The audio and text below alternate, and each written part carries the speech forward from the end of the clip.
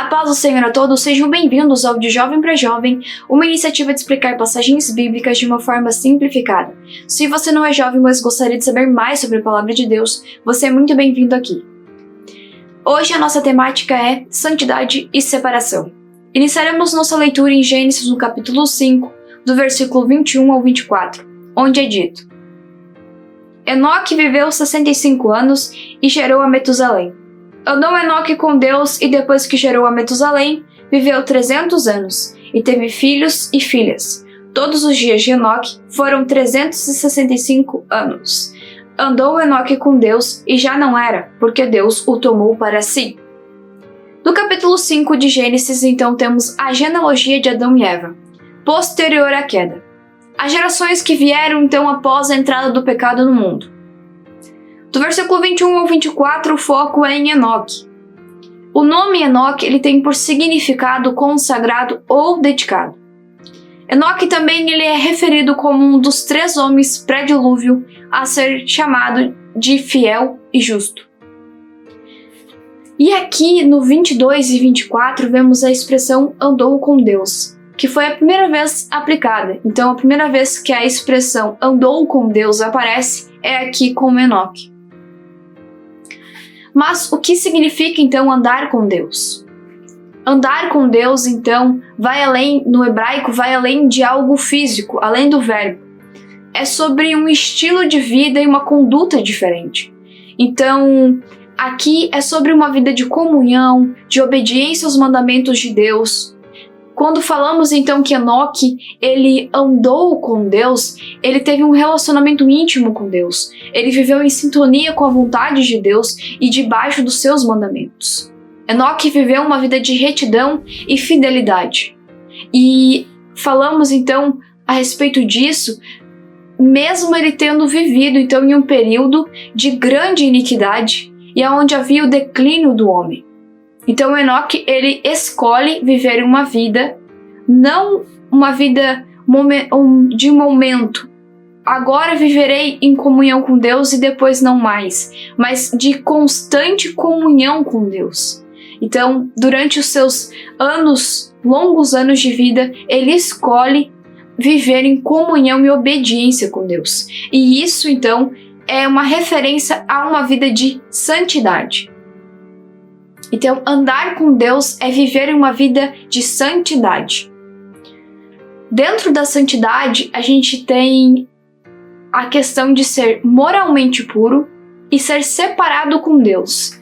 Então, sobre santidade, vimos que é preciso que a pessoa seja moralmente pura e seja também separado por Deus.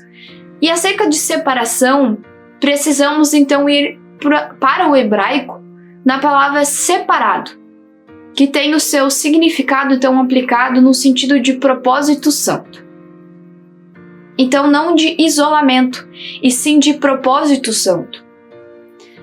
Então, se não é um isolamento, e sim propósito santo, vemos que nós não devemos nos isolar socialmente. Inevitavelmente vamos conviver com pessoas ímpias, que não têm as mesmas crenças e valores que nós, que não professam então a mesma fé. Mas somos então chamados a viver diferente e não importa o lugar onde estamos, somos chamados a ser luz. Em 1 Coríntios, no capítulo 5, do versículo 9 ao 11, é dito: Já em carta vos escrevi que não vos associeis com os impuros. Refiro-me com isso não propriamente aos impuros deste mundo, ou aos avarentos, ou roubadores, ou idólatras, pois neste caso tereis de sair do mundo.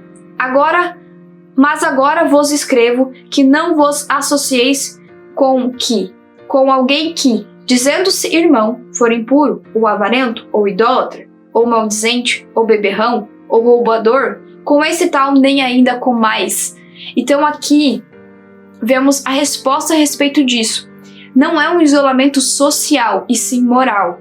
E Paulo exorta a respeito dos falsos moralistas, aqueles que dizem ser irmãos, dizem ser cristãos, mas ainda vivem no pecado, vivem dentro dos desejos da sua carne. Somos chamados, através do Evangelho de Cristo, a renunciar os desejos da nossa carne e dizer não ao pecado. Então, se uma pessoa diz ser cristão, crê em Deus, mas ela não renunciou aos desejos da sua carne, ela não está, então, sendo moralista, e sim um falso moralista. Então, quando falamos de ser moralmente puro, é uma pessoa que ela abandonou a sua vida de pecado. Ela não mais vive para os desejos da sua carne.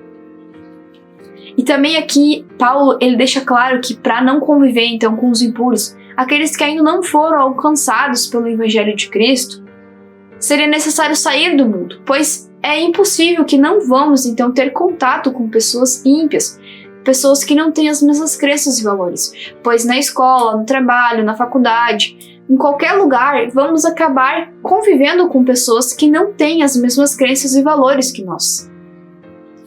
E se nos isolarmos, deixamos de cumprir o ID do Senhor. Pois quem irá pregar o Evangelho a essas pessoas? Quem irá falar do amor de Cristo se não temos, então, pessoas cristãs nesses ambientes? Pessoas que muitas vezes chegam a nós falando: estou sentindo um grande vazio dentro de mim. Eu não sei mais o que fazer da minha vida. Tudo dá errado, é isso, aquilo. E chegamos então a elas com uma palavra de ânimo, pouco a pouco apresentando a Cristo, ou sem dizer uma única palavra, através do nosso bom testemunho.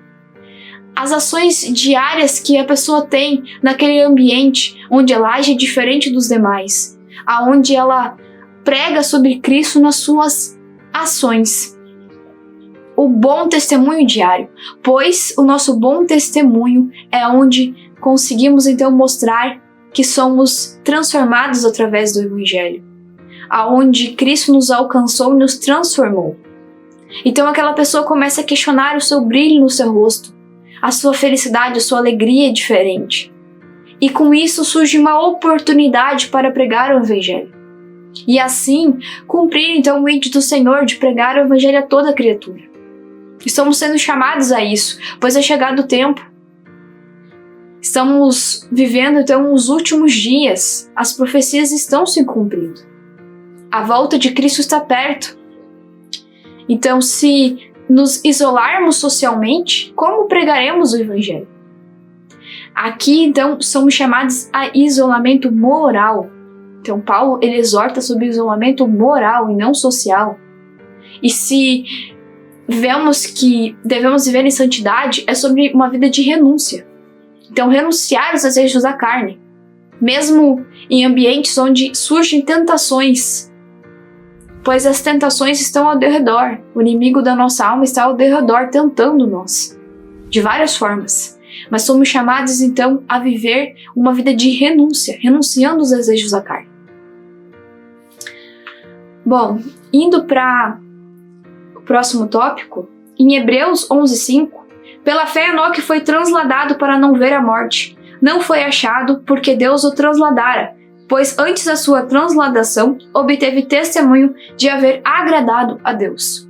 No 6, é uma continuação falando então a respeito de que sem fé é impossível agradar a Deus. Então, se pela fé Enoque agradou a Deus, a fé é extremamente importante. No 6 é falado que sem fé é impossível agradar a Deus. Então devemos crer que Deus existe, que Ele opera milagres, que Ele cura, que Ele liberta, que Ele transforma vidas, que Ele salva pessoas. Temos que ter então uma fé na questão de que Deus tem grande poder para mudar vidas e mudar histórias. Vemos então que somos chamados a ter fé, para assim como Enoque, então vir agradar a Deus. Mas, em Romanos, no capítulo 8, versos 6 a 8, porque o pendor da carne dá para a morte, mas o do Espírito para a vida e paz. Por isso, o pendor da carne é inimizade contra Deus, pois não está sujeito à lei de Deus, nem mesmo pode estar. Portanto, os que estão na carne não podem agradar a Deus. Então vemos que Sem fé é impossível agradar a Deus? Sim, devemos ter fé. Porém, se a pessoa tem fé, mas vive na carnalidade ainda, não vive então a renúncia dos desejos da carne, ela não pode agradar a Deus. Não importa então as obras que as pessoas façam, mas se ela não abandona a carnalidade, os desejos da sua carne, ela não pode agradar a Deus. Por isso é necessário que viver então para o Evangelho, ter uma vida de santidade, é necessário que a pessoa tenha então uma vida de renúncia aos desejos da sua carne, dizer não ao pecado. Então, ter uma vida de santidade exige renúncia. E assim então, a gente consegue alcançar lá no grande dia o nosso galardão. Receberemos de Cristo então o galardão. Quando vamos mais adiante em Judas 1, 14 e 15, quanto a estes foi que também profetizou Enoque, o sétimo depois de Adão, dizendo: Eis que veio o Senhor entre suas santas miríades, para exercer juízo contra todos e para fazer convictos todos os ímpios, acerca de todas as obras ímpias que impiamente praticaram, e acerca de todas as palavras insolentes que os ímpios pecadores proferiram contra ele. Então aqui vemos o propósito santo de Enoque. Ele foi chamado a ser testemunha do juízo de Deus aos ímpios, para que eles, então, através disso, pudessem, então, compreender a respeito das suas obras ímpias. Então, apontar o erro através da palavra, para que a pessoa reconheça os seus erros e venha se arrepender das suas obras ímpias. Então, vemos que, assim como Enoque, somos chamados a ser testemunhas de Deus. Somos chamados a pregar o Evangelho, ser anunciadores das boas novas. Então, somos chamados a ser diferentes, ser luz nos ambientes. Ser, então, através dessa luz que reflete de Cristo em nós, sermos pessoas que atraem as pessoas a Cristo.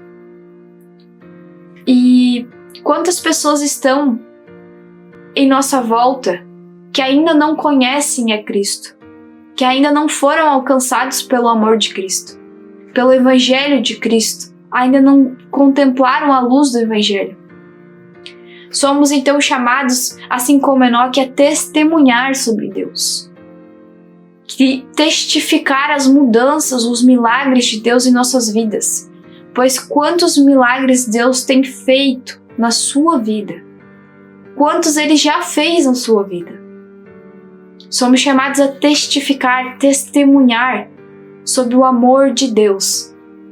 Pois em João 3,16, porque Deus amou ao mundo de tal maneira que deu o seu Filho unigênito para que todo o que nele crê não pereça, mas tenha vida eterna. Em Romanos 5, do versículo 5 a 8.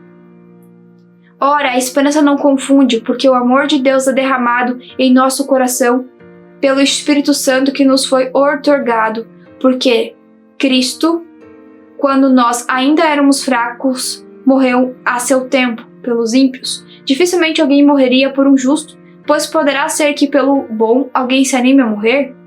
Mas Deus prova o seu próprio amor para conosco pelo fato de ter Cristo morrido por nós, sendo nós ainda pecadores. Então Deus nos ama tanto que Ele enviou o seu Filho unigênito para morrer por todos nós, para pagar por nossos pecados em nosso lugar. O sacrifício perfeito de Cristo nos garantiu acesso à vida eterna. Então, somos chamados a viver em santidade, a viver então uma vida diferente, com uma conduta diferente, independente do lugar onde estamos. Somos chamados a pregar o Evangelho, somos chamados a cumprir o ídolo do Senhor. Em Hebreus 11:5 vemos que Enoque agradou a Deus pela sua fé. Em Gênesis 5, 22 e no 24 vemos que ele andou com Deus, então ele viveu em santidade. Em Judas 1, 14 e 15 vemos então que ele foi testemunha do juízo de Deus, que possamos aprender com a história de Enoque e viver em santidade, em cumprir um propósito santo para Deus e também sermos usados em suas mãos. Somos todos vasos nas mãos do oleiro, que venhamos reconhecer isso. Espero então que essa mensagem tenha falado aos vossos corações, que Deus continue abençoando a todos.